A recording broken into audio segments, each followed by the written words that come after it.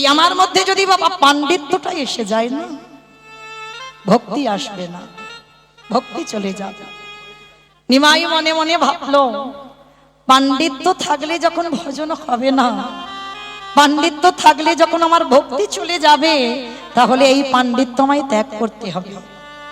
যার জন্য তো বাবা 24 বছর বয়সে কলির জীবকে উদ্ধার করবার জন্য বধূ বিষ্ণুপ্রিয়াকে ফেলে রেখে চিরজনমের মতো হলো সর্বত্যাগী সন্ন্যাসী। কিন্তু এই নিমাই যেমন আমার চৈতন্য মহাপ্রভুর থেকে 52 বছরের বড় ছিল অদ্বৈত আচার্য গোসাই, আর এই মহাপ্রভুর চিকিৎসা করতো কে জানেন? মুরারি গুপ্ত, যিনি হচ্ছেন হনুমান। হৃদয় ছিঁড়ে বাবা রাম সীতার যুগল মূর্তি দেখিয়েছিল। আজ পর্যন্ত কোনো ভক্ত দেখাতে পারেনি বাবা, কোনো ভক্ত, শুধুমাত্র হনুমান দেখিয়েছিল। হৃদয় চিরে রাম সীতা বসে আছে, প্রতিটা লোমকূপে আছে রাম সীতার নাম। সেই মুরারি গুপ্ত হনুমান হয়েছে মুরারি গুপ্ত, মহাপ্রভুর থেকে মানে নিমাইয়ের থেকে 20 বছরের বড়, 20 বছর। আর এই মুরারি গুপ্ত না এমন একজন ভক্ত, যেমন আমরা এখানে অনেক ভক্ত আছি বাবা, কখন কালী ভক্ত হচ্ছি, কখন কৃষ্ণ ভক্ত হচ্ছি, কখন শিব ভক্ত হচ্ছি, মানে যখন যেটা মনে হয় তখন সেটাই ভক্ত হয়ে যায়। একটা চরণ আশ্রয় করে থাকি না, কিন্তু ধরতে যদি হয় বাবা একটাই চরণ ধরে থাকো, তাতেই কাজ হবে। ধরতে যদি হয় গাছের গোড়াতে জল দাও। আর মুরারি গুপ্ত যে হনুমান ছিল, রামচন্দ্রের চরণে বাবা দেহ মন প্রাণ সমর্পিত। আর যেজন ভগবানের চরণে দেহ মন প্রাণ সমর্পিত করে দেয়, সে দ্বিতীয়বার আর কোনো দিকে যাবে না। তা মুরারি গুপ্ত মানে ঘরের মধ্যে নিরজনে বাবা রামচন্দ্রের সেবা করত। বাইরের ভক্তরা কিন্তু কেউ জানতো না যে মুরারি গোপনে রামচন্দ্রের ভক্ত ছিল। একদিন নিমাই পিছন থেকে মুরারি গুপ্তর কাঁচাটা টেনে খুলে দিয়েছে, খুলে দিয়ে বলে উঠেছিল, এই গো কি ব্যাপার, তুমি ঘরে একজনকে সেবা করো আর বাইরে লোকদের আর একটা রূপ দেখাও কেন? মানে আস্তে আস্তে কানে কানে বলে গেছে। আর যেই না কানে বলে দিল না, সঙ্গে সঙ্গে ওই মুরারি গুপ্ত শোনা মাত্র চমকে উঠেছে। আমি ঘরে একজনের সেবা করি আর বাইরে তো কেউ জানে না, তাহলে এ কি করে জানলো? হরি বল। নিমাই যখন বাবা নবদ্বীপে সবাই জানতে পেরে গেল নিমাই ভগবান। আচ্ছা বাবা ধরুন আমাদের এখানে যদি ভগবান আসে, কোন সাধারণ মানুষ চিনতে পারবেন? পারবেন? কেউ পারবেন এখানে? সেই সাধ্য সাধনা আমাদের নাই। ঠিক চৈতন্য মহাপ্রভুকে নবদ্বীপবাসীরা তেমনই দেখত। একটা কথা বলে না বাবা, চলতি কথা, দাঁত থাকতে দাঁতের মর্যাদা বোঝে না। বোঝে কি? যখন সন্ন্যাসে চলে গেল তখন হাগৌর হাগৌর বলে কেঁদেছে, আর যখন ছিল তখন নিমাইয়ের সঙ্গে কি করেছে? হরিনাম করত, খোল করতাল ভেঙে দিত, কত অত্যাচার করেছে বাবা নিমাইয়ের সঙ্গে। নিমাই যে ভগবান কেউ সেটা বিশ্বাস করতে পারেনি। জগন্নাথ ধাম পুরী ধামে যে বিলীন হলো, সেখানেও বাবা কেউ বিশ্বাস করলো না যে নিমাই ভগবান। একদিন আমার মুরারি গুপ্তকে রাতের অন্ধকারে নিমাই একটা কথা জিজ্ঞেস করেছিল, ও মুরারি, মুরারি, নবদ্বীপের অনেক ভক্তরা আমাকে প্রণাম করে, কিন্তু কই কোনোদিন তো তোমাকে দেখি না আমাকে প্রণাম করতে। তুমি কি মনে করো না যে আমি ভগবান বলে? একদিন জিজ্ঞেস করছে মুরারিকে। মুরারি গুপ্ত করজোরে করে বললেন, প্রভু গো, আমি যে তোমাকে প্রণাম করব,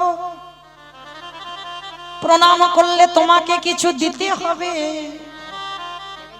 আমার কাছে কিছু নেই, যা কিছু আছে আমি তোমার রামচন্দ্রের চরণে দিয়ে দিয়েছি।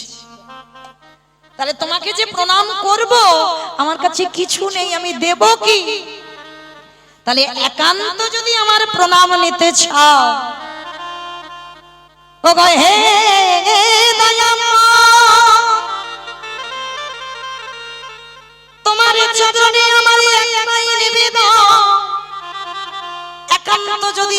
প্রণাম তুমি গ্রহণ করতে চাও, তাহলে এই নিমাই অবতারে গৌরী অবতারে দাঁড়ালে হবে না, আমার ঘরের মধ্যে গিয়ে তোমার রাম হয়ে গে প্রভু দাঁড়াতে খাবে। তাই গৌর আমি এই রূপে বড়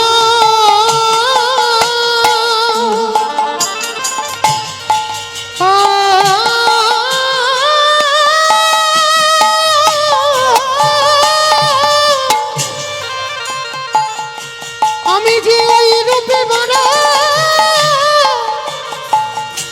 বড় ভালো একেবারে রাম হয়ে তুমি দাঁড়াও দেখি। চমকে উঠলো আমার ভগবান, আমার নিমাই চমকে উঠে বলল কি ব্যাপার মুরারি, তার মানে তুমি কলিযুগে আমাকে রাম হয়ে দাঁড়াতে হবে? বলে হ্যাঁ, একান্ত যদি আমার প্রণাম নিতে চাও রাম হও, কারণ আমি আমার দেহ মন প্রাণ হনুমান হয়ে রামের চরণে দিয়ে দিয়েছি, তাহলে আমার প্রণাম নিতে গেলে তোমাকে রাম হতে হবে। ও মায়েরা, ভগবানকে শাসন কারা করে গো? ভক্ত। ভক্তই পারে বাবা ভগবানকে চোখ রাঙাতে, ভক্তই পারে ভগবানকে শাসন করতে, ভক্তই পারে ভগবানকে মারতে। মুরারি যেই না বলেছে দাঁড়াও আমার ঘরে রাম হয়ে, আরে কি ভগবান থাকতে পারে এই জগৎ সংসার মাঝে? যদি ভক্ত কায় মনোবাক্যে ভগবানের কাছে কিছু চায়, আমারে ভগবান তৎক্ষণাৎ তার মনোবাসনা পূর্ণ করে।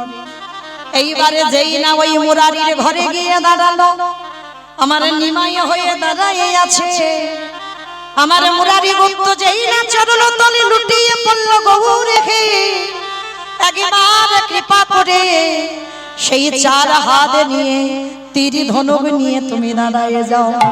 যেই না মুরারি নয়ন জলে কাঁদিল, আরে কি ভগবান থাকিতে পারে ওই মুরারির ঘরের সামনের দরজায় দাঁড়াইয়ে, ওগো রাম হয়ে ওগো দাঁড়াইল হরিব ভক্ত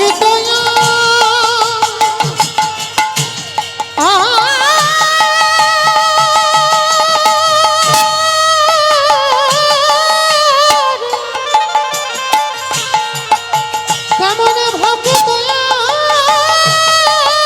কেমন ভগবান এবারে রাম হয়ে দাঁড়াইল। তাহলে মায়েরা, এই জগৎ সংসারী আমরা ডাকতে জানি না, ভালোবাসতে জানি না, তাই তো ভগবানের দর্শন পাওয়া যায় না। কিন্তু ডাকার মতো যদি ডাকা যায়, আমার ভগবান ভক্তের দুয়ারে এসে দাঁড়িয়ে যায়। আজকে তাই তো আমার চৈতন্য মহাপ্রভু নবদ্বীপের মাটিতে আজকে নিয়ে দাঁড়িয়েছে, একা নয় আমার নিতাই চাঁদকে নিয়েছে। নিয়ে কি করছে জানো?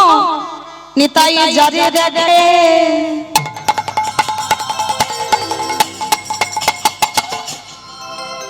তাতে বলে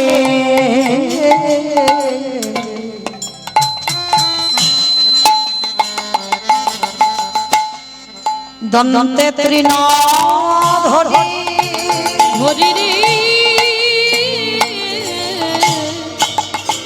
নিতাই যারে রাখে তারে বলে, ও গোদন্তে তৃণ ধরি। আস্তে বাবা ঠাকুর, এগুলো মহাজনী পদাবলী, বৈষ্ণব পদাবলী। নিতাই যারে দেখে তারে বলে দন্তে তৃণ ধরি। মা তৃণ মানে কি? খড় খড় তৃণ মানে খড়, ঘাস। আচ্ছা বাবা, হরিনাম করবে করুক, দাঁতে ঘাস নিচ্ছে কেন? আমাইরা কই আমরা এত এত কীর্তনিয়া কীর্তন গাই, কই কারণ মুখে তো ঘাস না হয় আছে? কেউ দাঁতে ঘাস নিয়ে কীর্তন গাইছে? গাইছে না তো। তাহলে বৈষ্ণব পদাবলীতে বলছে নিতাই যখন হরিনাম বিতরণ করছে দাঁতে ঘাস কেন বলছে? তাহলে নিশ্চয়ই বাবা আমাদেরও দাঁতে ঘাস নিয়ে কীর্তন করতে বলেছে, বলেছে তো? বলে না। কারণটা কি জানো? এই সমাজের তফাৎ। এটা এখনকার সমাজ আর মহাপ্রভুর আমলের সমাজ বাবা অনেক তফাৎ।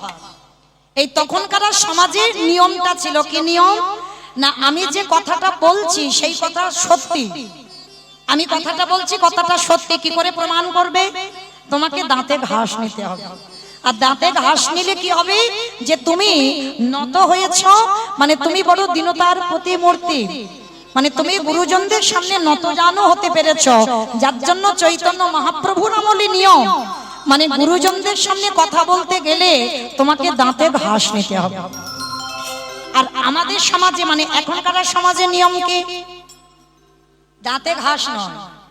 আপনারা অনেক গুরুজন গুণীজন বসেছেন, অনেকে জ্যেষ্ঠ বা জ্যেষ্ঠা বসেছেন, আমি অনেক ছোট, যেন ভাববেন না আমি জ্ঞান দিচ্ছি না, কাউকে জ্ঞান দিচ্ছি না, আমি একটু মনে করাচ্ছি। আপনারা সবাই এখানে আমার থেকে অনেক অভিজ্ঞতার মানুষ, আপনারা জানেন, কিন্তু সংসার সমুদ্রে বাবা হাবুডুবু খেতে খেতে ভুলে যায়। মনে করাবার জন্য কীর্তন, জ্ঞান দিতে আমি আসিনি, আমার নিজেরই জ্ঞান নাই তো জ্ঞান দেবো কি করে? মনে করাবার জন্য। তাহলে বাবা আমাদের সমাজে নিয়ম কি? যে গুরুজনের সামনে কথা বলতে গেলে আমার স্বভাবটা যেন একটু নত ভাব হয়। মানে দেখবেন বাবা যারা মানুষ চেনে, মানে আমার মধ্যে যে একটা আমিত্ব আছে দেখলেই বোঝা যায়। মানে তার কথা বলা, তার স্বভাব, তার চলাফেরা, তার চরিত্র দেখলে বোঝা যাবে বাবা তার মধ্যে একটা আমিত্ব কাজ করে। মহাপ্রভু বলছে গুরুজনদের সামনে কথা বলতে গেলে তোমার ভিতরে যেন আমিত্বটা না থাকে, অহংকার মঞ্চ থেকে নেমে সবার সামনে নত জানো হয়ে তোমাকে নম্র হয়ে একটু কীর্তন গাইতে হবে। এটা আমাদের স্বভাবে নিয়ম, আমার সমাজে নিয়ম। কিন্তু মহাপ্রভুর সমাজে দাঁতে ঘাস। রূপ গোস্বামী আর সনাতন গোস্বামী যখন আমার প্রভুর চরণে গেলেন তখনও দাঁতে ঘাস নিয়ে গেলেন। কেন? আত্মসমর্পণ। প্রভু আমার বলতে কিছু নাই, এই দাঁতে ঘাস নিয়ে এলাম, সব তোমার চরণে দিলাম। তাই বলছে নিতাই যারে দেখে তারে বলে দন্তে তৃণ ধরি। ওই নবদ্বীপের অলিতে গলিতে যারে দেখে তারে পদ ধরে বলে তোদের ঘরে আমি বাসন মেজে দেব। আমি বলি রে, নিতাই চাঁদ বলছে তোদের ঘরে আমি বাটনা বেটে দেব, তোদের ঘরে আমি কাপড়ে কেচে দেব, তোরা যাহা বলবি আমি তাই করব, বিনিময়ে মাইনে দিতে হবে না। তাহলে কি দেবে? তোরা আমারে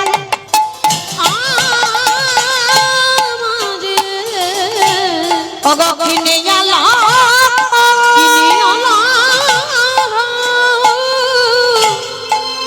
একেবারে বলো গৌর হরি রে।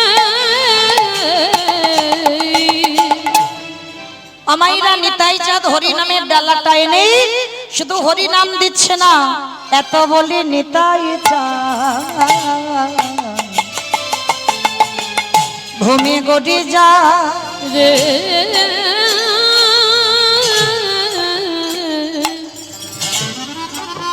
ওগো এত বলি নিতাই চাঁদ ওগো ভূমে গড়ি যায় রে। ওগো সোনার ওই সোনার ওগো পর্বত জানান পর্বত জানো আজ ধুলাতে লুটাই রে। তোরা কে কি নিবি তোরা কে কি নিবে আয়, তোরা কে কি নিবি তোরা কে কি নিবে আয়। ওগো গোলকের অমূল্য ধন তোরা কে কি নিবে আয়, ওগো গোলকের অমূল্য ধন নিবে আয়। নিতাই দারে দারে বিলাইছে, নিতাই দারে দারে বিলাইছে, আমার নিতাই দারে দারে বিলাইছে, দারে দারে বিলাইছে, ওগো মধুমাখা কৃষ্ণ নাম দারে বিলাইছে অগ মধুমাখা কৃষ্ণ না দাঁড়ে বিলাইছে ওকে কে কি নিবি গাগা দাঁড়ে বিলাইছে তোরা কে কি নিবি গাগা দাঁড়ে বিলাইছে মুখে হরি হরি হরি বলে দাঁড়ে বিলাইছে হরি হরি হরি বলে হরি হরি হরি বলে দাঁড়ে বিলাইছে মুখে হরি হরি হরি বলে দাঁড়ে বিলাইছে গো দাঁড়ে বিলাইছে আহা সোনারো পর্বত যেন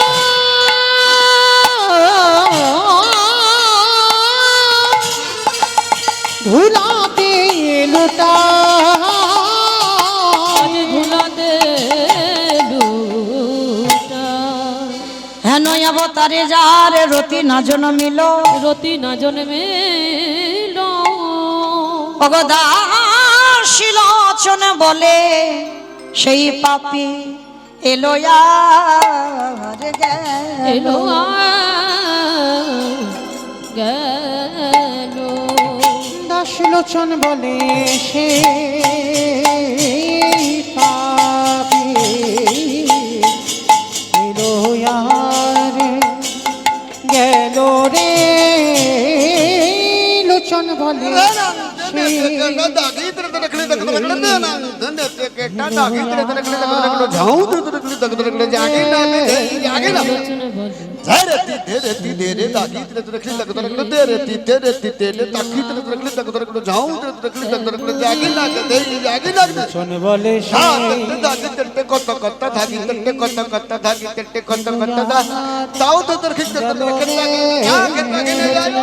লোচন বলে সেই পাপি এলো আর গেল রে লোচন বলে সেই পাপি গেল রে দাসলোচন বলে সেই পাপি এলো আর গেল রে লোচন বলে সেই পাপি এলো আর গেল রে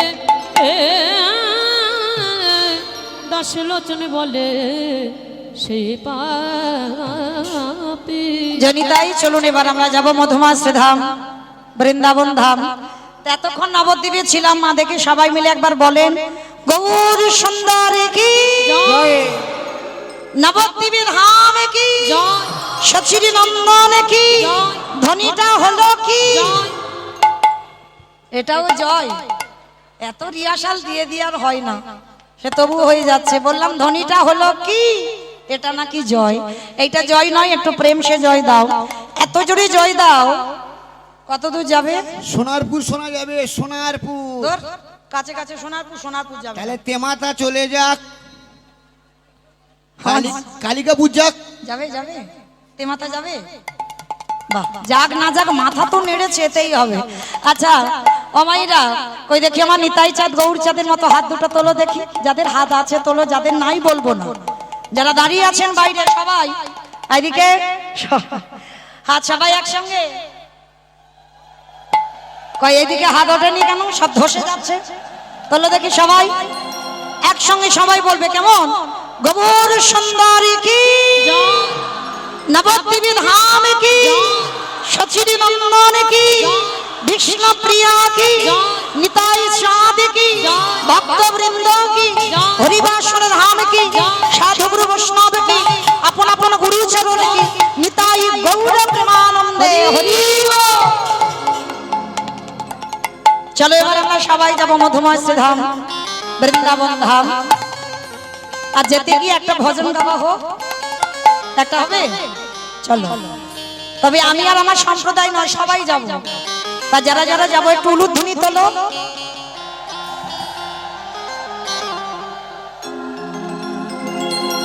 ও রাধে মেরে শ্যাম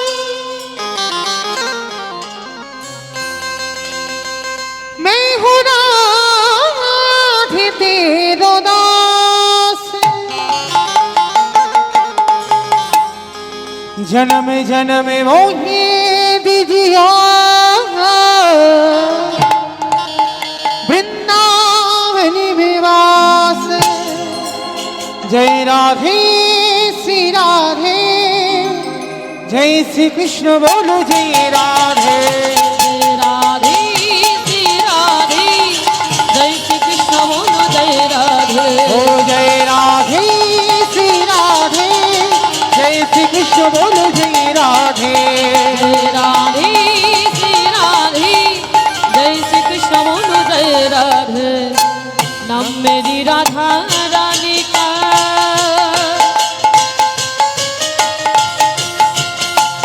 हो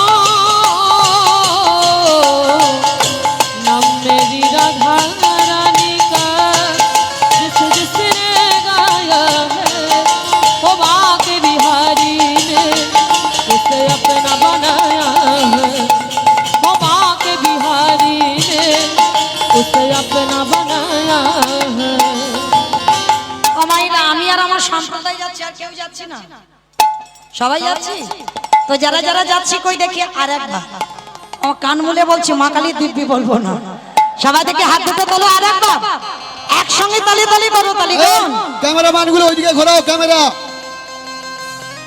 ক্যামেরাগুলো ঘোরাও नाम मेरी राधा रानी का हो नाम मेरी राधा रानी का जिस जिसने गाया है वो बाके बिहारी ने उसे अपना बनाया है वो बाके बिहारी ने उसे अपना बनाया है ও জয় রাধে শ্রী রাধে राधे श्री राधे जय श्री कृष्ण बोलो जय राधे শ্রী রাধে শ্রী রাধে শ্রী রাধে শ্রী রাধে श्री राधे श्री राधे श्री राधे श्री राधे আমা বলছে একটু রাধে রাধে সব মনে মনে একটু জোরে জোরে বলতে হবে তো একটু জোরে জোরে বলো দেখি আমার সঙ্গে সবাই একসঙ্গে শ্রী রাধে শ্রী রাধে শ্রী রাধে শ্রী রাধে श्री राधे श्री राधे श्री राधे श्री राधे श्री राधे श्री राधे श्री राधे श्री राधे श्री राधे নিতাই গৌর হরি বল হরি বল হরি বল হরি বল হরি বল श्री राधे श्री राधे राधे राधे राधे राधे জয় রাধে শ্রী রাধে জয় শ্রী কৃষ্ণ বলো জয় রাধে ओ जय श्री कृष्ण बोलो जय राधे ও জয় শ্রী কৃষ্ণ বলো জয় রাধে ओ जय श्री कृष्ण बोलो जय श्री कृष्ण बोलो जय श्री कृष्ण बोलो जय राधे প্রেম সে বলো রাধা রানী কি দূর জয় হয়নি এত ভক্তে নাকি এই জয় ও মাইরা আপনাদের এই রাধানগরে শাশুড়ি বৌমাতে ঝগড়া হয় না হয় জানি সোনারপুর এলাকায় বেশি হয় আচ্ছা এই যে শাশুড়ি বৌমাতে ঝগড়া হলে যে গলাটা বার হয় একবার বের করো দেখি তখন তো আর ভাসুর থাকলে লজ্জা থাকে না ওই আওয়াজটা বের করো বলো রাধা রানী কি তার মানে ঝগড়া হয় বৃন্দাবনেশ্বরী কি যমুনা মাইয়া কি নন্দ গাঁव की উষা নাম की বর্ষা নাম की ভক্তবৃন্দ की হরিবাসন ধাম की সাধু গুরু বৈষ্ণব की আপন আপন গুরু চরণ की নিতাই গৌর প্রেমানন্দে পৌঁছে গেলাম মধুমাস্তে ধাম বৃন্দাবন ধাম তো আজকের বৃন্দাবন ধামটা হচ্ছে আমাদের উত্তরপ্রদেশ তো আজকের আমরা সবাই এই রাধানগর থেকে গেলাম উত্তরপ্রদেশ যাইনি যাচ্ছে হ্যাঁ ঢুকছে তো চলো আমরা যাচ্ছি উত্তরপ্রদেশ বৃন্দাবন আর সেই উত্তরপ্রদেশে একজন ভক্ত ছিল যে ভক্তটার নাম হচ্ছে সদন আজকের আমরা সেই ভক্ত সদন আর সদন করব এই সদনের চরিত্র শুনলে বুঝতে পারবেন বাবা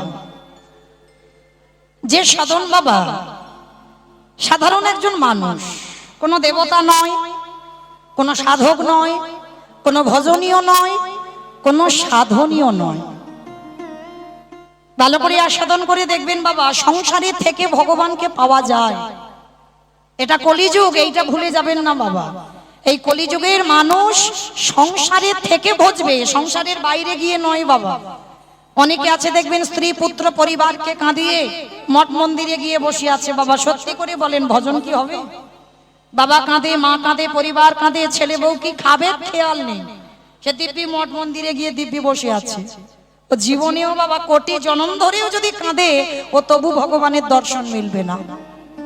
তাহলে আজকের আস্বাদন করলে লীলাটা বুঝতে পারবেন বাবা। এই ভক্ত সদন, এই সদনের চরিত্রটা কেমন ছিল। এই সদন একটা সংসারী মানুষ বাবা। সংসারী মানুষ হয়ে তার ব্যবসা ছিল মাংসের ব্যবসা। লীলাটা শুনলে বুঝবেন বাবা যে শুধু যে পূজা অর্চনা করলেই ভগবান পাওয়া যাবে, যে আমরা প্রসাদ সেবা করলেই যে শুধু ভগবান পাওয়া যাবে না, এগুলো তোমরা যদি সব জায়গায় যাও আমি কি করব বলো? আরো তো ভক্ত আছে, আরো তো ভক্ত আছে যত জায়গায়।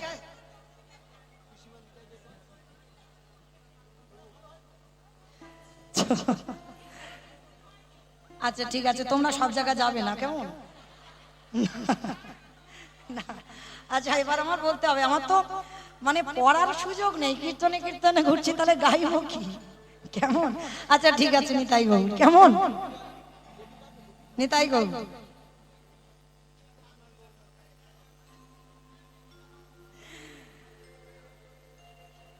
কি গাইব গো? নিতাই গৌর, চলো নিতাই গৌর। হাই ভগবান, ওটা হোক, ওটাই হোক। আচ্ছা বেশ, আমার ঠিক আছে, কাহিনীটা রাখি, কিছু কিছু দেব, কাহিনীটা একটু রাখতে হবে, একটু একটা গাছ দাঁড় করাতে হবে, তো দেব। বেশ, তো চলেন আজকের আমরা সবাই এই যে সদন, এর ব্যবসা ছিল বাবা মাংসের ব্যবসা। এদের পূর্বপুরুষ মানে এদের পরপর পূর্বপুরুষে যারা যারা ছিল, এদের ব্যবসাই ছিল মাংসের ব্যবসা। আর প্রতিদিন সদন সকালবেলা করে যেত দোকানে, আর মাংসের দোকান মানে বুঝতে পারছেন বাবা, সকাল থেকে কত মাংস বিক্রি হয়, আর সকাল থেকে মানে কত যে প্রাণ হত্যা করে সদন তার ঠিক ঠিকানা নেই। আমরা বলি না বাবা, একটা প্রাণ হত্যা করলেই পাপ, তাই তো? একটা প্রাণীর প্রাণ নিলেই পাপ। তাহলে সদনের চরিত্রটা দেখেন, একটু আস্বাদন করেন। তো আজকে সকাল থেকে কত প্রাণ হত্যা করে বাবা, কিন্তু প্রতিনিয়ত ছোটবেলা থেকে সদনের হৃদয়টা কিন্তু কৃষ্ণ প্রেম ভক্তিতে পরিপূর্ণ। ছোটবেলা থেকে সদন শুধুমাত্র পরিবারের সংস্কারের জন্য বাবা ঠিক ঠিক আচরণটা করতে পারেনি, মানে আচরণটা করেনি, কিন্তু সদন ছোটবেলায় থেকে বাবার হৃদয়টা কৃষ্ণ ভক্তিতে পরিপূর্ণ সর্বদা। এই যে সদন মাংসের দোকানে থাকলে কি হবে, তার গুনগুন করে যে গান গাওয়া, সেই গান গাওয়াটাই ছিল ভগবানকে নিয়ে। কোনদিন বাবা আজে বাজে কথা, আজে বাজে গান সদনের মুখে হতো না। যা কিছু গাইতো সবটাই কিন্তু আমার রাধা কৃষ্ণকে নিয়েই গাইতো ছোটবেলা থেকে। তাই সদন প্রতিনিয়ত ওই ভগবানের নাম করে আর মাংসের দোকানে বসে মাংস বিক্রি করে। একদিন হঠাৎ সকালবেলা সদন কি করেছে জানো? ভোরে গৃহ সাজ সবে সপেছি তো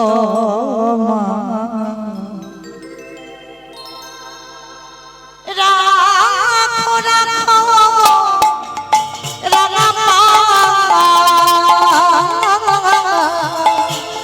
ওহে শ্যামরা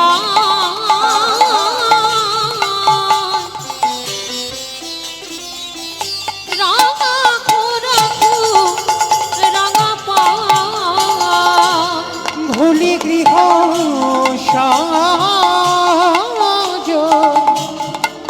সবই সপেছি তোমায়।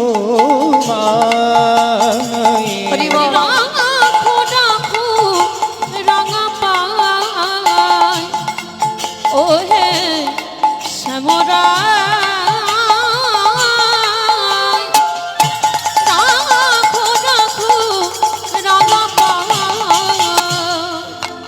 সংসারে মনোভূমি।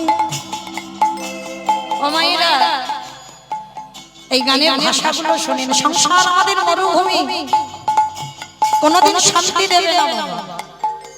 সংসারে যতদিন তুমি দিতে পারবে দু হাত ভরে, সংসার ততদিন তোমায় ভালোবাসবে, ততদিন তোমার কদর যত্ন করবে। ওই জন্য মহাজনেরা বলছেন সংসারে মরুভূমি নাহি তোর ছায়া, নাম নীল দশা আনমে ভয়া। সংসার মরুভূমি নাহি তরু ছায়া, নাম নীল দশা আনো মেঘ মায়া। আনন্দ নিপবনে নন্দ দুলালে, আনন্দ নৃপবনে নন্দ দুলালে। ঘুচা দিন হরি অশ্রু যমুনা। রাখো রাখো রাঙা নিতাই গৌর হরি বল, হরি বল, হরি বল। শ্যামরায় রাখো রাখো রাঙা পায়, ওয়ে শ্যামরায় রাখো রাখো রাখো রাখো রাঙা পায়। আমাইরা সদন গুনগুন করে গান গাইতে গাইতে মাংসের দোকানে যাচ্ছে সকালবেলা, আর হঠাৎ রাস্তা দিয়ে যেতে যেতে হঠাৎ দেখে না বাবা একটা ছোট্ট নুড়ি পাথর সদনের পায়ে ঠেকেছে। ভালো করে বুঝবেন বাবা, সব নুড়িতে নারায়ণ থাকে না, আর যে নুড়িতে নারায়ণ থাকে বাবা তুমি চিনতে পারবে না। সে চোখ আমাদের এখন হয়নি, সে সাধনা আমাদের নেই। তা সদন তো সাধারণ একটা মানুষ, সংসারী মানুষ, ভজন সাধনের কিছুই বোঝে না। তো যেতে যেতে রাস্তায় বাবা একটা নুড়ি পাথর পেয়েছে, আর পাথরটা এত সুন্দর দেখতে, সদন হাতে করে তুলে নিয়ে মনে মনে ভাবছে বাবা বাবা এই পাথরটা নিয়ে আমি একটা, আমার ওই যে পাল্লা আছে দোকানে, আমি একটা বাটকারার কাজ করে নেব।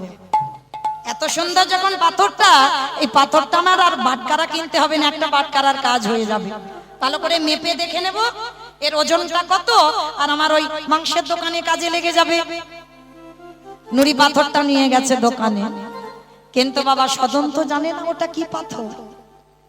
তো এই নুড়ি পাথরটার এমনই একটা গুণ, গোটা উত্তর প্রদেশ জেনে গেল বাবা ওই নুড়ি পাথরটার গুণাবলী।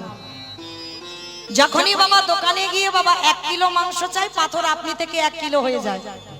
কেউ যদি 5 কিলো মাংস চাই, পাথর 5 কিলো হয়ে যায়। কেউ যদি 2 কিলো মাংস চাই, পাথর ওই ছোট পাথর 2 কিলো ওজন হয়ে যায়। মানে সদন তো অবাক হয়ে যাচ্ছে, হাই ভগবান আমার আর অন্য বাটকারার প্রয়োজন হচ্ছে না, ওই একটা বাটকারাই সব কাজ হয়ে যাচ্ছে। বাবা আপনারাই বলেন, আপনাদের এখানে যদি এই মোড়ের মাথায় কোনো দোকানে যদি এইরকম আশ্চর্যজনক জিনিস হয়, তো সবাই মিলে দেখতে যাবে না? বলে চলো একবার পাথরটাকে দেখে আসি। আর সব সময় সদনের দোকানে ভিড়, মানে এতটাই ভিড় বাবা, মানে মাংস দিয়েও পারে না বাবা সদন। মানে মাংস যদিও বাবা ইচ্ছা না, কেনার ইচ্ছা যদি নাও থাকে, কিন্তু পাথরটা দেখবার জন্য সবাই যায়। তো সদন কি করেছে, ওই পাথরটা রাখে, একটা দিকে পাল্লার উপরে বাবা মাংস চাপায়, আর একটা দিকে ওই নুড়ি পাথরটা।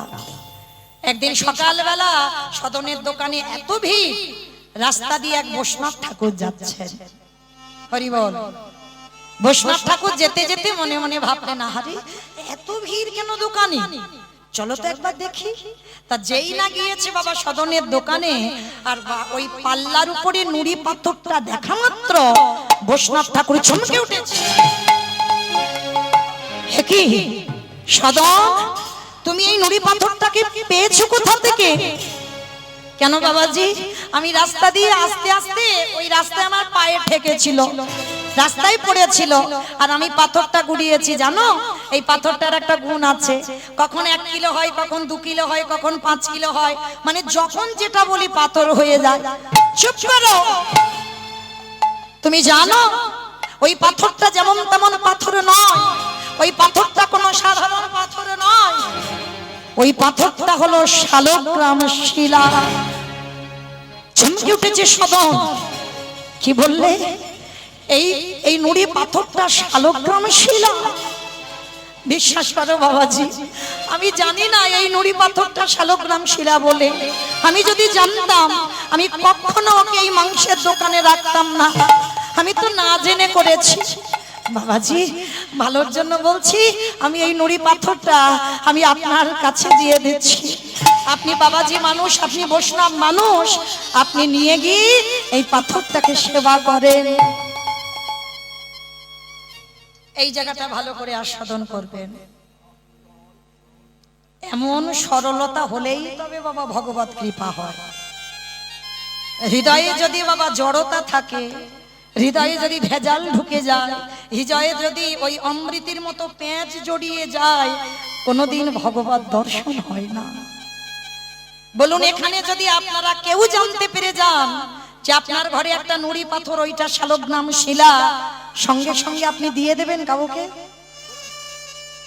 দেবেন? আঁকলে রেখে দেবেন না? কিন্তু সদন কত সোজা সরল ছেলে, দেখো ওর মনে শুধু একটা ভয়, না জানি আমি কত পাপ করেছি, না জানি আমি কত অপরাধ করে ফেলেছি। এই নুড়ি পাথরটার সর্বগায়ে রক্ত লাগা, একদিকে মাংস চাপাই, ওই হাতেও নুড়ি পাথরটাকে ধরি, আমি কত বড় পাপী। যাও তুমি এই পাথরটা নিয়ে তুমি সেবা করো, আমি বড় অপরাধ করে ফেলেছি। বৈষ্ণব ঠাকুর হাতে তুলে দিল। বৈষ্ণব ঠাকুর মনের আনন্দে নয়ন জলে বুক ভাসিয়ে নুড়ি পাথরটা নিয়ে গেল। সারাদিন অভিষেক করবে, কত আয়োজন করেছে। শালগ্রাম শিলা নারায়ণের অভিষেক হবে। সারাদিন অন্ন ব্যঞ্জন তৈরি করেছে, নিজের হাতে শালগ্রাম শিলাকে প্রসাদী দেবে, ভোগ লাগাবে। অভিষেকের আয়োজন করলেন পঞ্চামৃত দিয়ে। দোকান থেকে সিংহাসন আনলেন, সিংহাসনে প্রতিষ্ঠা করলো ওই শালগ্রাম শিলাকে। সারাদিন বাবাজি বৈষ্ণব ঠাকুর ওই শালগ্রাম শিলা নিয়েই ব্যস্ত। মনে আনন্দ, সাক্ষাৎ ভগবান বাড়িতে এসেছে, সদন হাতে তুলে দিয়েছে। মনে আনন্দে অভিষেক করালো, দুপুরে বেলা মধ্যাহ্নে ভোগ লাগালো, সন্ধ্যাবেলায় আরতি হলো, রাত্রিতে শয়নে দিল। আর রাত্রিবেলা শয়নে দেবার পর গভীর রাত্রিতে বৈষ্ণব ঠাকুর শয়নে আছেন, দৈববাণী করছে শালগ্রাম শিলা।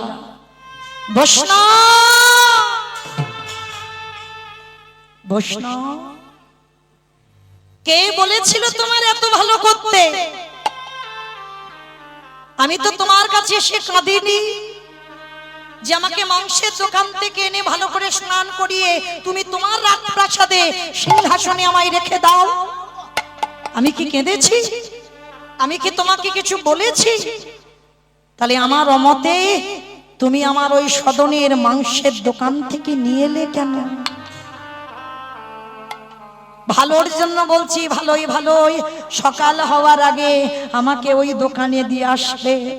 আমি এই রাত সুখ চাই না, আমি সদনের দোকানে ভালো থাকি। আমাকে যত তাড়াতাড়ি পারো আমাকে ওই সদনের দোকানে দিয়ে এসো। যেই না শালগ্রাম শিলা দৈববাণী করছে না, বৈষ্ণব ঠাকুরের নিদ্রা ভঙ্গ হলো। কে কে আমায় দৈববাণী করে শোনালো? হে দয়াময়, আমি তোমার এমন করে অভিষেক করালাম, সকালবেলা থেকে তোমার জন্য রন্ধন করলাম, আমি তোমাকে যত্ন করে প্রতিষ্ঠা করলাম, তুমি এখানে থাকবে না? ওরে, রাজ অট্টালিকাতে কৃষ্ণ ভজন হয় না। কে বলেছিল আমাকে এখানে আনতে? প্রভু। সদন ওই যে হাতে মাংস ধরে তোমাকে ছুঁয়ে দেয়, তাতে কি হয়েছে? আমি তো কোনোদিন তোকে বলিনি আমাকে ওই এক হাতে মাংস ধরে আর ওই হাতেই আমাকে ধরে। আমি তোকে বলেছি যে আমাকে দোকান থেকে নিয়ে আয়, আমাকে স্নান করা, আমি ওখানেই ভালো থাকি। প্রভু, ওই রক্ত দুর্গন্ধ মাংস তুমি ওখানে ভালো থাকো কেন? ওরে, বুঝবি নে তুই। ওই যে আমার পাল্লার উপরে একদিকে আমি থাকি আর একদিকে মাংস থাকে, আর যখন ওই সদন গুনগুন করে গান গায়, ওই পাল্লাটা আস্তে আস্তে একটু দোলনার মতো দোলে, আমার যেন মনে হয় আমি দোলনাতে দোল খাচ্ছি, আর সদন যেন আমার গুনগুন করে গান শোনায়। কাল সকাল থেকে এলাম বটে, আমি যে সেই গান শুনতে পেলাম না। আমি তো দোলনায় বসে নেই, তুই সিংহাসনে বসালি, রাত প্রাসাদে রাখলি, ছাদখালা ঘরে রাখলি, কিন্তু আমি যে ওই দোলনায় যে দোল খেতাম সেই আনন্দটা আমি পাচ্ছি না, সেই সুখ আমি পাচ্ছি না। তাই যত তাড়াতাড়ি পারিস আমাকে এখান থেকে নিয়ে আমার সদনের কাছে রেখে আয়, আগে রেখে আয়, আমি এখানে থাকতে চাই না। বৈষ্ণব ঠাকুর আর কিছু বললো না। তাহলে এই জায়গাটা এইটুকু শুনে বাবা কি বুঝলাম? শুধু আচরণে ভগবান পাওয়া যায় না, শুধু আচরণে ভগবান পেতে পারো না মা কোনোদিন, তোমার ভিতরটা আগে বৈষ্ণবতা করতে হবে। বাইরে বৈষ্ণবতা করলে হবে না, ভিতরটা বৈষ্ণব করো। ভগবানকে একবারও বলেছে আমি মাংসের দোকানে থাকবো না? বৈষ্ণবের সেবা ছেড়ে যে কত আচার মেনেছে, তার ঘর ছেড়ে সদনের দোকানে যাবে কেন? ভগবানকে পেতে গেলে এই আচার দিয়ে নয়, ভগবানকে পেতে গেলে শুধু প্রেম ভক্তি লাগে। নিতাই গৌর প্রেমানন্দে হরি বল। ভক্তি যার কৃষ্ণ তার সর্বশাস্ত্রে কয়, ভক্তি না থাকিলে কৃষ্ণ দেখিও বাকি বা হয়। ভোর না হতে হতে সদন তো একটু বেলাতে, বাবা মাংসের দোকান মানে একটু বেলাতে দোকান খোলে। বৈষ্ণব ঠাকুর শালগ্রাম শিলাটা নামাবলী জড়ানো, ভোরবেলা থেকে এসে সদনের দোকানের ধারে বসে আছি, কখন সদন আসবে আর সদনের হাতে শালগ্রাম শিলাটা দিয়ে দেবে। সদন হঠাৎ গুনগুন করে গান গাইতে গাইতে এসে দাঁড়িয়েছে, আর দাঁড়িয়ে দেখে না বৈষ্ণব ঠাকুর। হে কি বাবাজি, বাবাজি আপনি আমার এই দোকানে? বৈষ্ণব ঠাকুর ষষ্ঠাঙ্গে দণ্ডবত প্রণাম সদনের চরণে।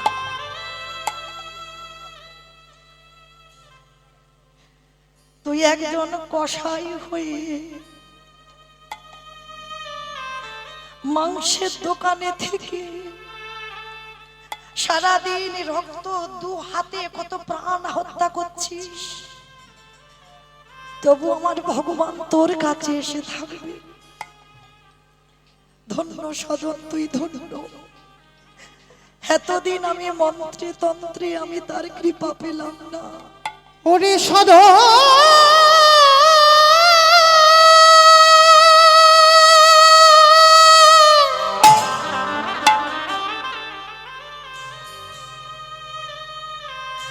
ওরে এমনই অনুরাগ,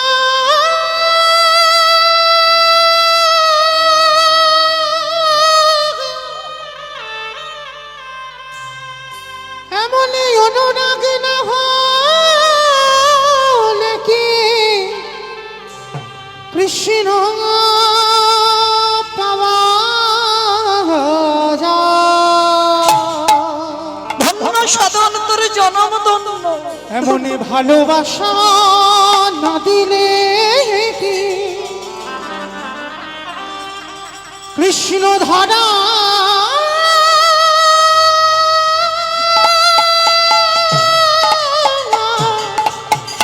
দেয় রে? আজ থেকে আমি আর ভগবানের চরণ সেবা করব না। যে চরণ সেবা করি এতদিন কুল কিনারা পেলাম না, আজকে থেকে ধন্য তুই, আমি তোর চরণ সেবা করব।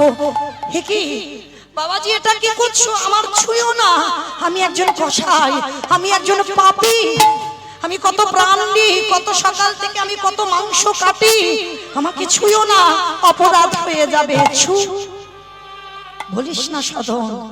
আমি নিজের কানে শুনেছি আমার প্রভু আমার কাছে থাকবে না, আমার প্রভু তোর কাছে থাকতে ভালোবাসছে। নেই, আমার ভগবান রাজপ্রাসাদে ছিল, তোর কাছে এসে থাকতে চেয়েছে,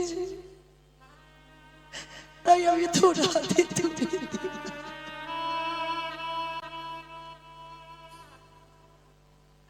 তুই ধরো কষাই, তুই ধরো। সদনের হাতে যেই না শালগ্রাম শিলা তুলে দিল,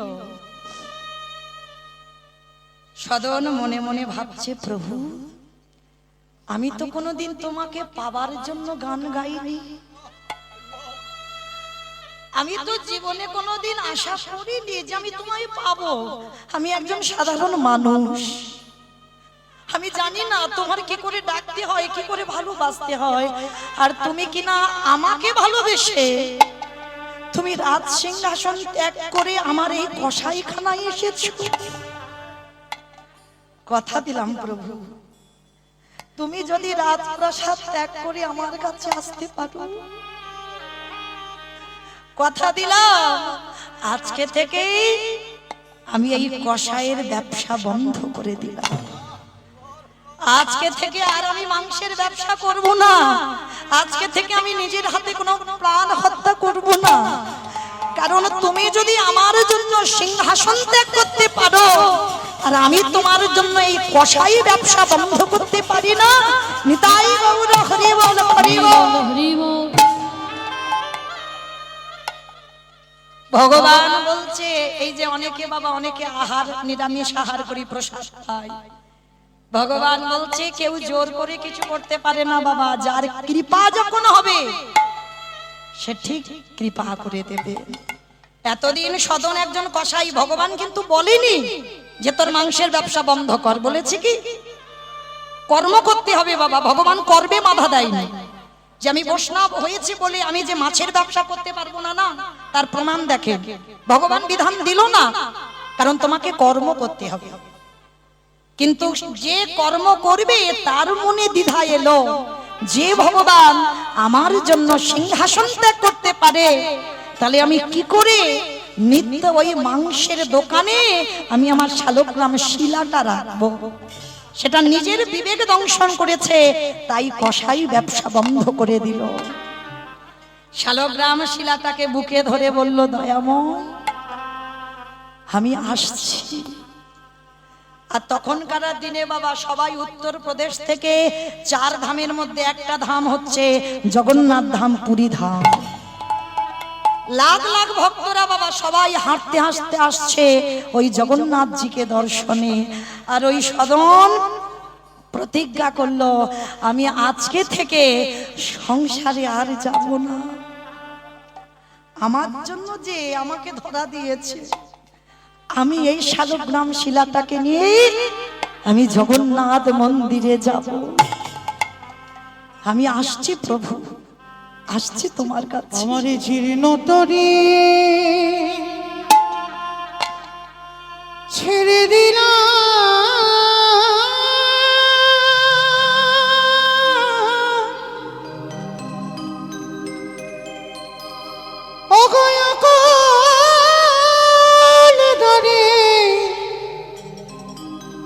দরিয়া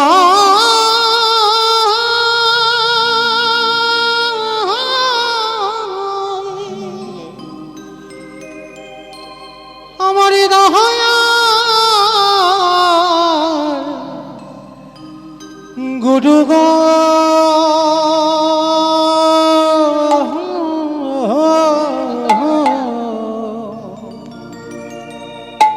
পৌঁছাইয়া দিও কিনারা।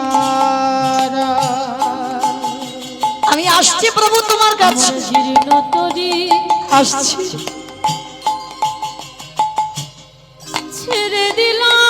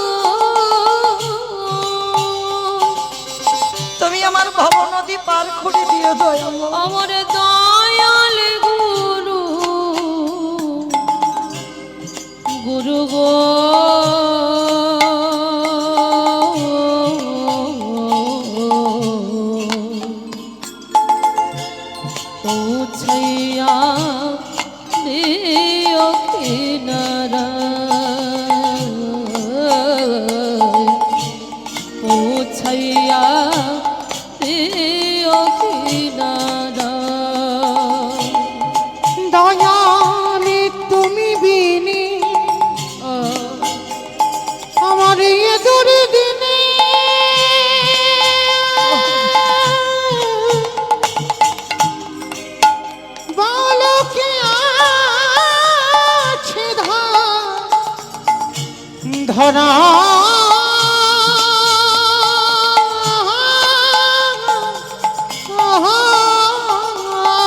দয়ালে তুমি বিনে আমার দূরে দিনে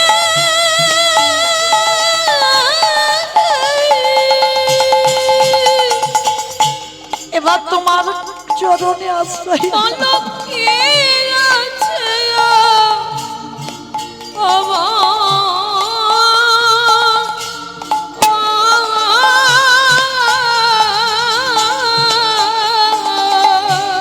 আমার হৃদয় গুরু গো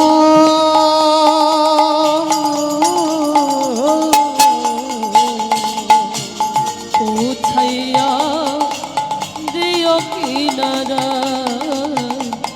পৌঁছাইয়া দিও কিনারা আমার দাঁড়ি মাঝি সবই গেল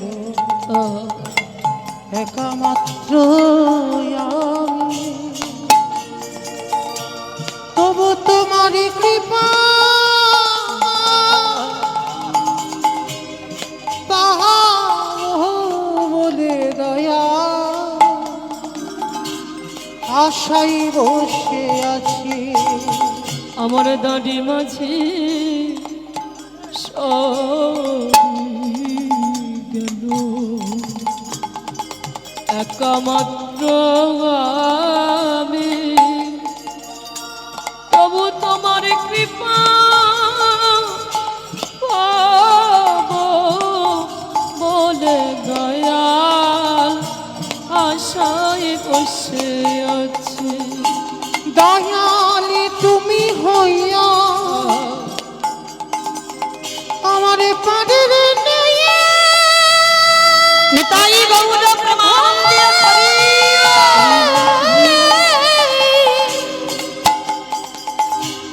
আমার চিরে না তরি দিও দয়াল তুমি হইয়া আমার পানের নেয়া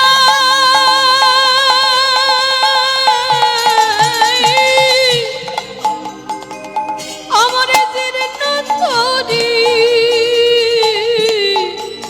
নিয় ও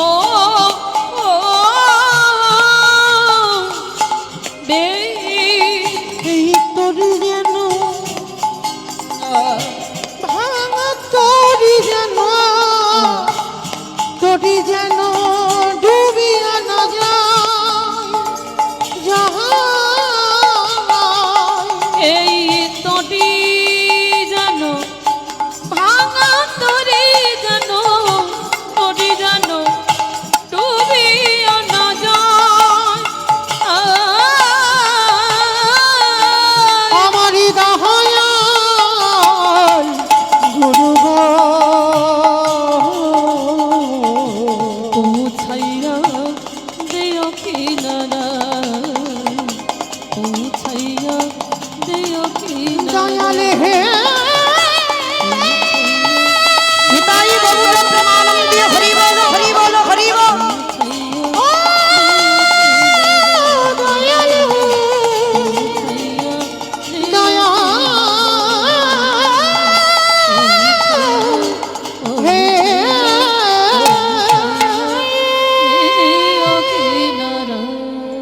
সদন যখন শালগ্রাম শিলাটা নিয়ে যাচ্ছে না, সবাই তো সদনদের পূর্বপুরুষের ব্যবসা ওরা সবাই জানে, সদনকে চেনে।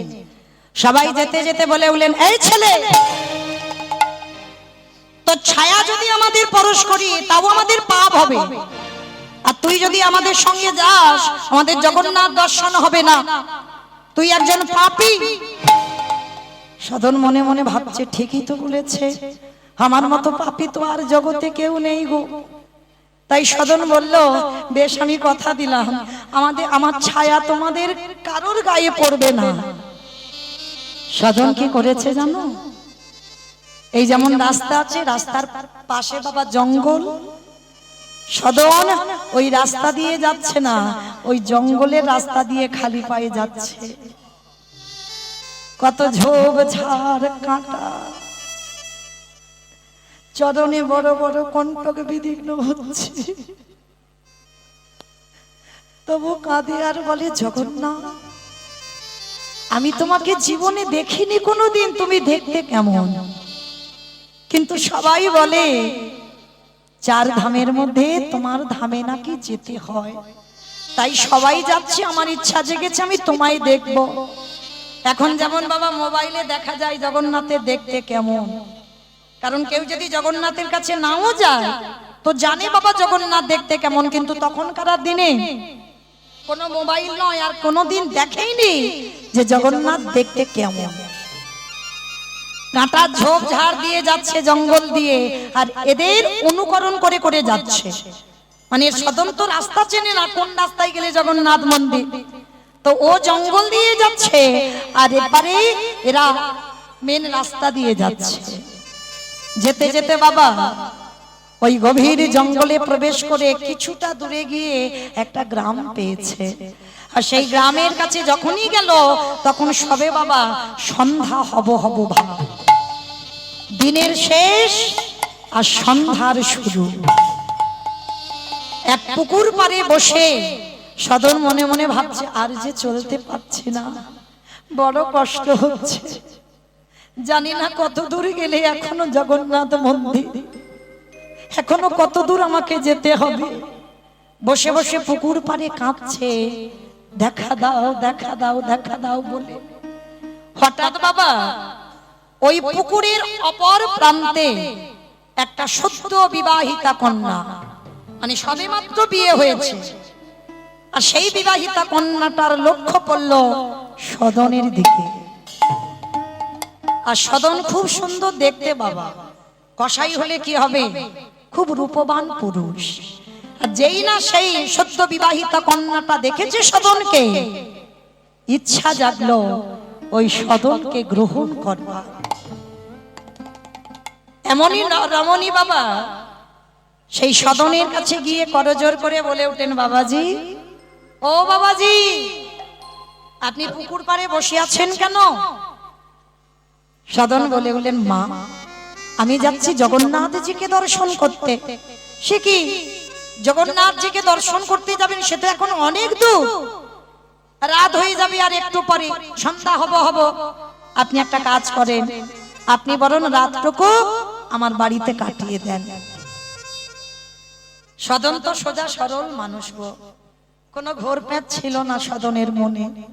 আর দেখবেন যারা জীবনে সোজা সরল পথে চলে, যাদের হৃদয় সৎ হয়, তারা বারবার বাবা ঘোর বিপদে পড়ে যায়, বারবার তাদের বিপদের মুখে দাঁড়াতে হয়, কারণ তারা বাবা এই সমাজে ঘোর প্যাঁচ কিছু বোঝে না, কিছু জানে না। সদন তো সোজা সরল ছেলে গো, কিছু বুঝতে পারলো না। ওই রমণী মনে মনে ভাবলো এই রাত্রিটা ওই পুরুষটাকে আমি আমার ঘরে থাকতে দেব। একটা কথা বলবেন বাবা, শ্রী শ্রী রামকৃষ্ণ পরমহংস দেবের কথা, আমার কথা নয়।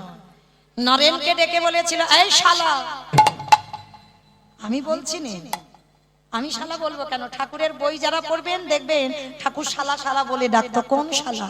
বউয়ের ভাই শালা না, পাঠশালা না, গোশালা না, রান্নাশালা না, তাহলে কোন শালা?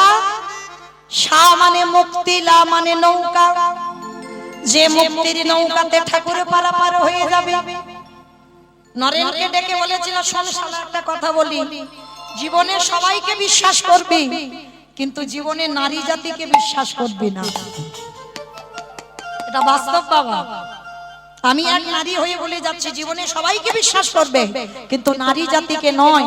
এই নারীরা বাবা রাগলে রাখতে পারে, মারলেও মারতে পারে। এরা যদি মনে করি বাবা কাউকে নরকে পাঠাবে, হাসতে হাসতে নরকে পাঠাতে পারে। আর কেউ যদি মনে করে বাবা কোন পুরুষকে ভগবানের চরণে পাঠিয়ে দেবে, হাসতে হাসতে দিতে পারে, পারে না বাবা? লক্ষ্য করে দেখেন বাবা, একজন বারবনিতা চিন্তামণি, একজন পতিতা নারী বিল্লমঙ্গলকে যদি বাবা রাতের অন্ধকারে দূর করে তাড়িয়ে না দিত, তাহলে কি গোবিন্দ চরণ পেত? কি গো, চিন্তামণির সঙ্গে এমন প্রেম বাবা শ্রাদ্ধে বসেছে, তবু বারবার চিন্তামণির মুখ ভেসে উঠছে। সে শ্রাদ্ধের পিণ্ড দেওয়ার হলো না। সেই রাতের অন্ধকারে বাবা একটা মরা দেহকে কাঠ মনে করে আর একটা দড়ি মনে করেছে সাপের লেজকে। সেই অবস্থাতে চিন্তামণির কাছে গেল। চিন্তামণি একটাই কথা বলেছিল, প্রভু এই প্রেমটা যদি আমার মনে হয় তুমি গোবিন্দ চরণে দিতে, আমার মনে হয় তুমি গোবিন্দ কৃপা পেয়ে যেতে। নিতাই গৌর হরি হরি বল, হরি বল, হরি বল। তাহলে বাবা নারী করলো না, ভগবানের চরণে পাঠালো না।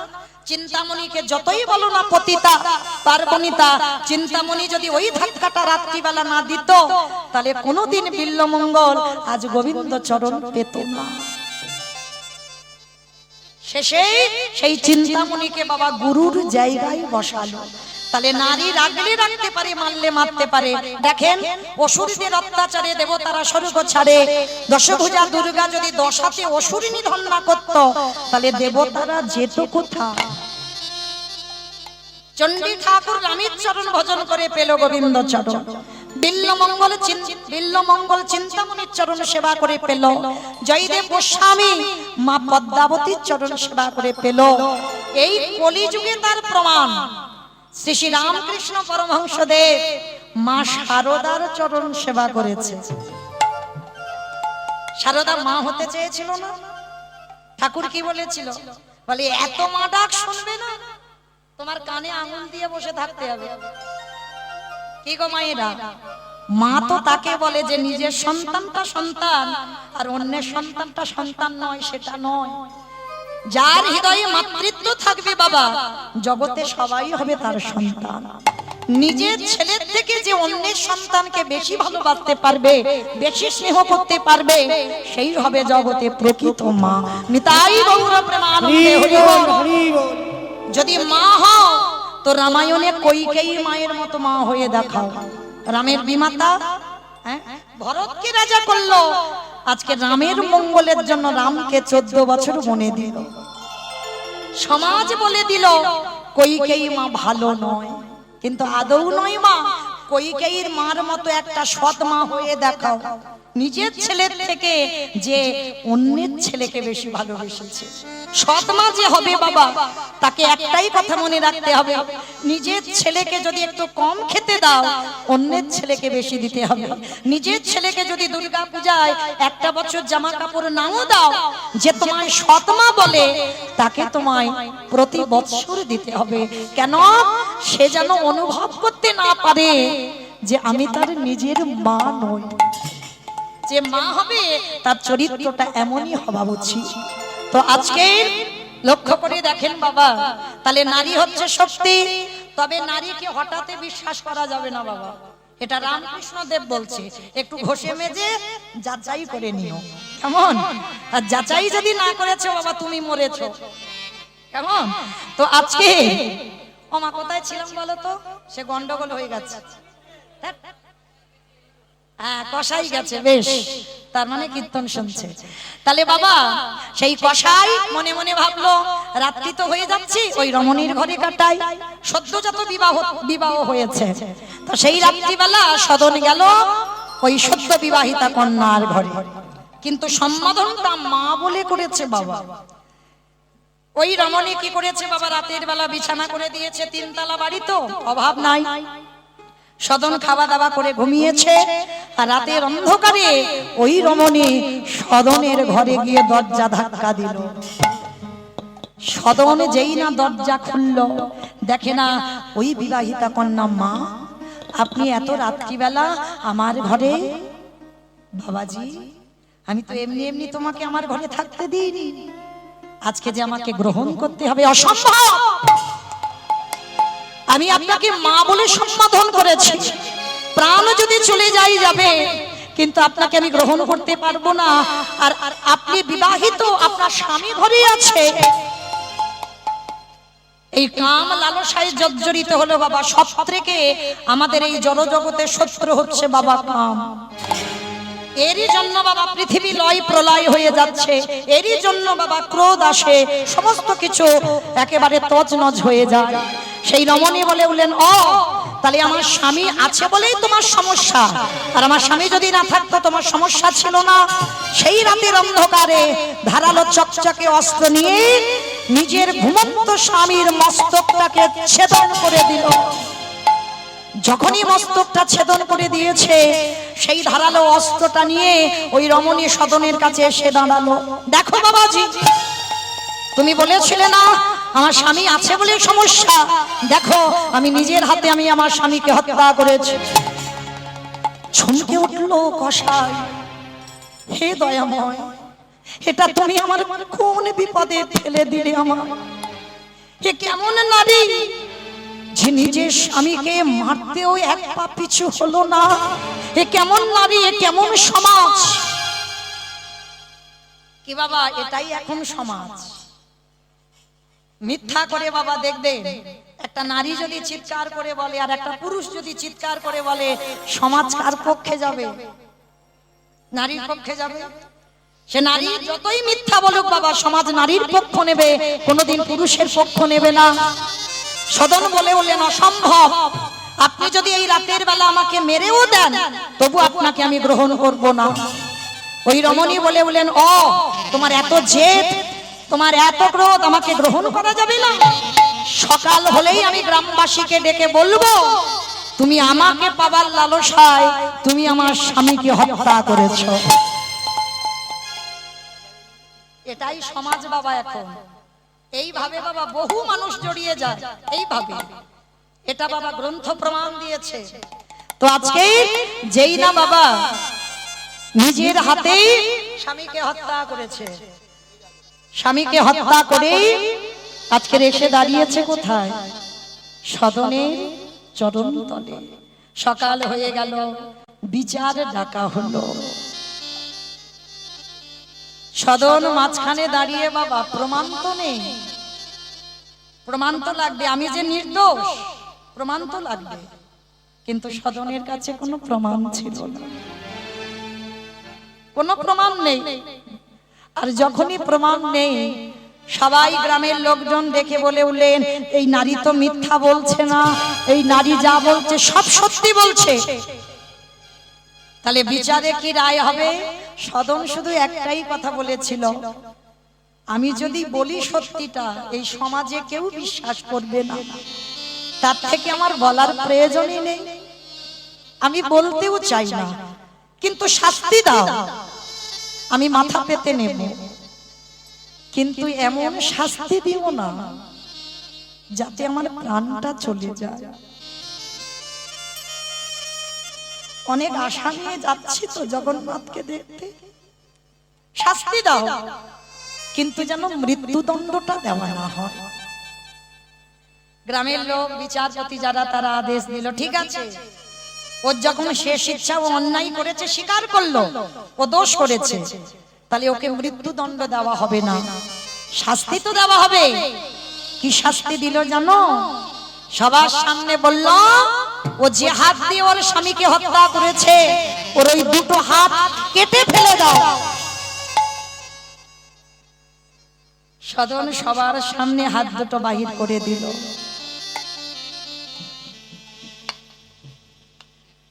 ভক্ত যারা হবে না তারা কোনো প্রতিবাদ করে না বাবা,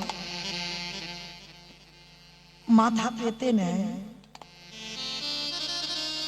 দোষ না করেও মাথা পেতে নিয়ে বলে আমি অন্যায় করেছি, আমি দোষ করেছি। ওই যে ত্রিনাদপি ভক্ত মাথা তুলে কথা বলবে না, সদনের চরিত্রটা তেমন। হাত দুটো বাহির করে দিল, কাঁদে আর বলে, জগন্নাথ শুনেছিলাম তোমারও নাকি হাত নেই, আমি শুনেছি, তোমাকে দেখিনি তো কোনোদিন, শুনেছিলাম তোমার নাকি হাত নেই, তাই বুঝি আমাকে তোমার মতো করে নিচ্ছ? আমাকে আঘাত দাও, কষ্ট দাও, কিন্তু সহ্য করবার মতো শক্তিটুকু তুমি দিও। আঘাতে যত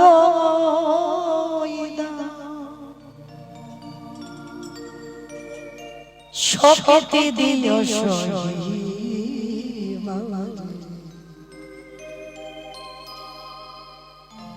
অগদয়া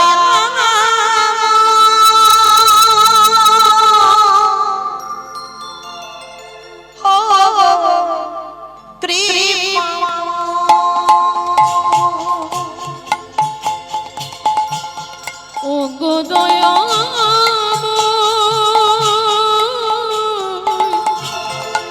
ও গো কৃপাময় আঘাত যত দুটো হাত হাতে ফেলে দে সহি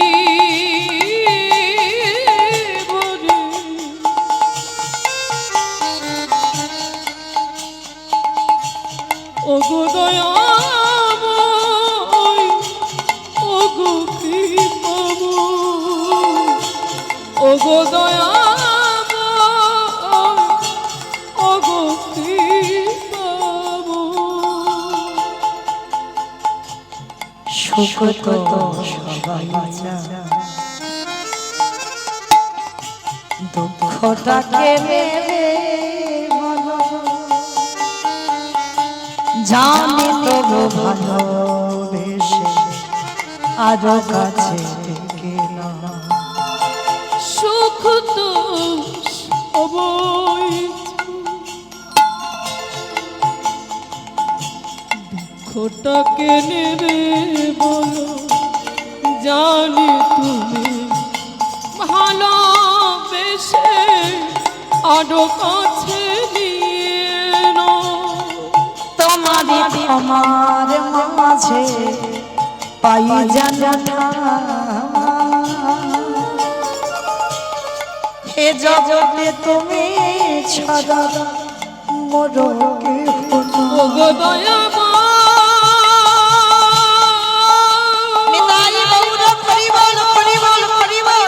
ও গো কৃপাময়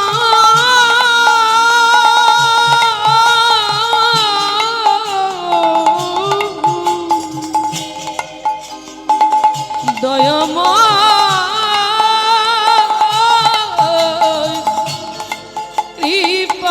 কৃপাময় ওগো তোমারই ক্ষমার মাঝে পাই যেন ঠাই তুমি ছাড়া এ জগতে মরে কেহ নাই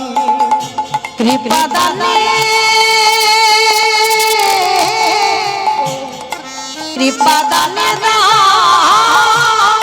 প্রভু চরণ তোমার ও কৃপা প্রভু ওগো দয়াময় খাতে যতই দাও শক্তি দিও সহিবরে ও গো দয়া